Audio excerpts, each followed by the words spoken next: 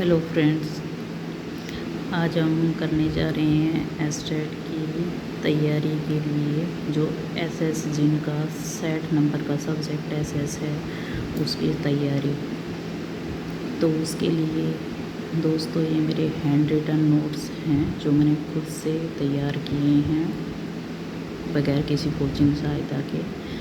तो मैं आप लोगों के साथ ये शेयर करना चाहती हूँ। मैं चाहती हूँ कि आप लोगों के भी ये नोट्स मददगार हों और आप लोगों की भी तैयारी अच्छे से हो। तो आज हम करने जा रहे हैं सिंधु सभ्यता एवं सैंधविक सभ्यता। सिंधु सभ्यता को सैंधविक सभ्यता भी कहा जाता है। सिंधु सभ्यता किस युग से संबंधित है, ये हमारा पहला क्वेश्चन है। सिंधु सभ्यता किस युग से संबंधित है? तो हमारा आंसर रहेगा कांस्य युग से।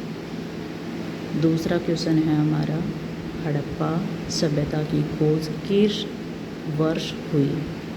तो इसका आंसर रहेगा 1921 ईस्वी। हड़प्पा की खोज का श्रेय किसे जाता है? हड़प्पा की खोज का श्रेय या हड़प्पा की खोज के बारे में सबसे पहले चार्ल्स मैसन ने बताया था वैसे तो, लेकिन हड़प्पा की खोज का श्रेय किसे जाता है या किसे वास्तविक हड़प्पा की खोज का श्रेयदाता माना जाता है? तो ये यहाँ आएगा इसका आंसर राय बहादुर दयाराम साहनी।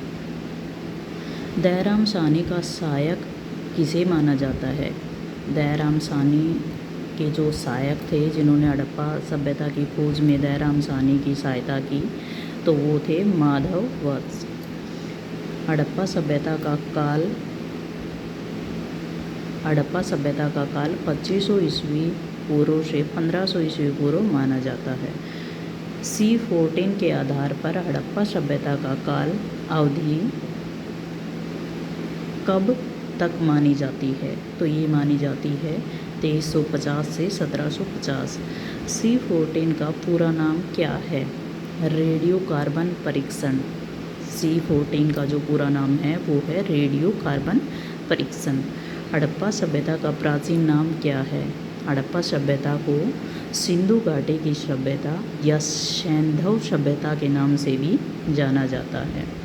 सबसे पहले हड़प्पा सभ्यता के बारे में किसने बताया? सबसे पहले हड़प्पा सभ्यता के बारे में चार्ल्स मैसन ने बताया था और वो कब बताया था? 1826 में। हड़प्पा संस्कृति की जानकारी का प्रमुख स्रोत क्या है? यानी हड़प्पा संस्कृति की जिससे हमें जानकारी प्राप्त होती है वो प्रमुख स्रोत क्या हैं? तो वो हैं पुरातात्विक खुदाई और पुरातात्विक अवशेष, जिससे हमें हड़प्पा सभ्यता के बारे में पता चलता है। अगला क्वेश्चन रहेगा, किस हड़प्पाकालीन स्थल से पुजारी की प्रशस्त्र मूर्ति प्राप्त हुई है? किस हड़प्पा कालीन स्थल से पुजारी की प्रशस्त्र मूर्ति प्राप्त हुई है? तो कहाँ से हुई है? मोहनजोदड़ो से। भारत में चांदी की उपलब्धता के साक्ष्य हमें कहाँ से प्राप्त होते हैं? तो वो हमें हुए हैं हड़प्पा संस्कृति से। पूरे भारत में चांदी उपलब्ध है, इसके साक्ष्य हमें हड़प्पा संस्कृति से ही पता चलता है। हड़प्पा के लोग किन चीज़ों से अज्ञात थे? मीन्स हड़प्पा के लोग किन चीज़ों को नहीं जानते थे? हड़प्पा के लोग घोड़ा, लोहा, तलवार और तम्बाकू से अज्ञात थे। हड़प्पा के लोगों का प्रसिद्ध खेल कौन सा था? हड़प्पा के लोगों का प्रसिद्ध खेल शतरंज था। हड़प्पा किस काल से संबंधित था? हड़प्पा आदि ऐतिहासिक काल से संबंधित था। हड़प्पा के लोग कुल कितनी फसलें उगाते थे? हड़प्पा के लोग कुल 9 प्रकार की फसलें उगाते थे।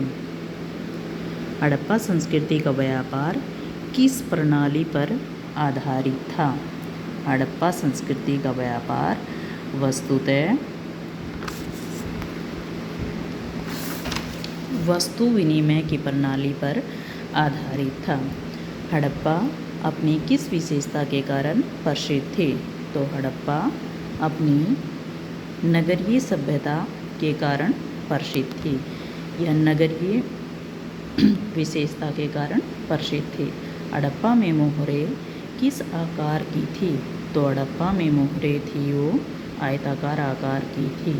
हड़प्पा में एक उन्नत जल प्रणाली का पता हमें कहाँ से चलता है? मीन्स हड़प्पा में एक उन्नत जल प्रणाली है कि जल का निकास स्थल कहाँ से कहाँ होता है। उन्नत जल प्रणाली का पता हमें कहाँ से चलता है? तो वो हमें हड़प्पा के धोलावीरा स्थान से चलता है।